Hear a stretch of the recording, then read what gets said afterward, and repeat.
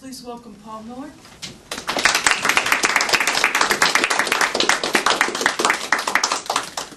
Thank you, Madam Toastmaster. Toastmasters, fellow Toastmasters, guest. I would like to clarify this is actually speech number 6, and I apologize for the miscommunication. This past weekend, on Earth Day, actually Earth Day was Monday, but it was celebrated in Raleigh on Saturday, I went to downtown Raleigh to listen to an author speak. The author was Mr. Richard Louvre, who in 2005 wrote the book, Last Child in the Woods. It got me thinking to my childhood exploits in the woods. I grew up in a small town, Massachusetts, suburb of Boston, Holliston, Mass. I grew up on a cul-de-sac. It was a dead end, actually. It was a dead end when we moved into the house. It was a cul-de-sac when we were selling the house. I never really understood that. It was a short street, 13 houses. At the end, Houghton's Pond. Across the street behind the houses, there was about a square mile of woods, and behind my house, there was a strip of woods that ran along the pond and the main road. My mind wandered back to 1984. I was 12 years old. I'll spare you the math. I turned 36 this year. That was the summer that my friend Eric and I, after witnessing on the television machine Bobby and Cindy Brady trying to break the world teeter-totter record, that we embarked on a similar feat. That was the summer that my best friend Bethany and I began training for the 1990 Summer Olympics on her jungle gym. That was also the same summer that those day-long aspirations ended. On days when I wasn't actually playing with friends, chatting, I was playing by myself, generally in one of the two woods on either side of the street. One particular day, though, I ended up at the end of the street, in the dead end. Now, I didn't play in this area all that much because beyond the dead end, it was wetlands leading up to the edge of the pond. And I learned quickly that muddy shoes and wet socks helped to negate a good time in the summer, so I stayed away from that area. But one particular day, I found myself down there, and I was jumping from tree trunk to rock to fallen branch, and I was making my way along this swamp area, having an interesting time, mapping out my path as I went along. And I got to this point, it was wonderful. It was a discovery. I got to this point where there really wasn't any place else for me to go easily without risking getting wet and muddy. And lying along flat on the mud was a plank of wood, aged, sitting there, placed there, presumably for me to make it to the next tree. It was exciting. It was piquant. I looked closely as I traversed my way across it, and I actually saw little mouse tracks on the board from the mud. I guess there was mouse. It could have been. Who knows what lives in the swampland? I certainly don't know. But it was exciting. It was discovering this whole new world and this strangely placed, oddly placed plank. So I make it along the plank, and it sloshes as I go.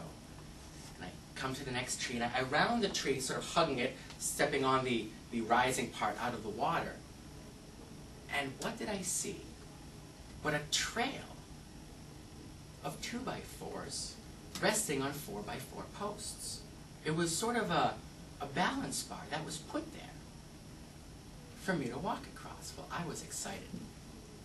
I frankly could not believe that mice had the ingenuity to construct such a superhighway through the swamp. But I took it for what it was. I put my foot on it, and it seemed sturdy. Strangely sturdy, actually. I don't know how the mice would have piled these 4x4s into the mud, but it was nice and sturdy, and I walked along the 2x4, and I walked about maybe a run of 3 of them, holding on to cattails and you know, sort of grabbing onto nearby rocks and branches as I could. And I made it about 3 planks worth, where it sort of turned. And I got to the turn, and it continued.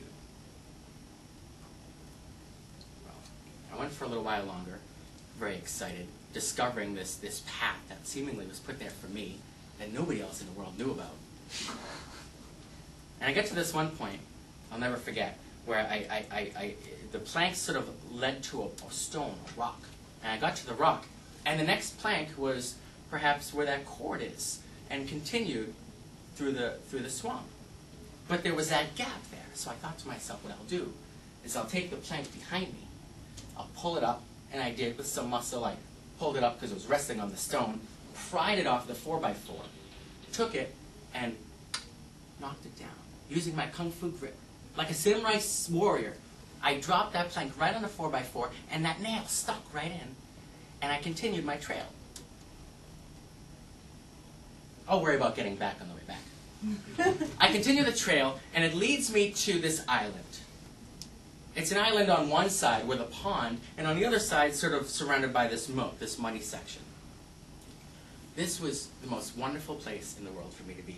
I had discovered, and you probably know, if you played in woods, the thrill of discovering a new area, something that was different than everything else that you'd known.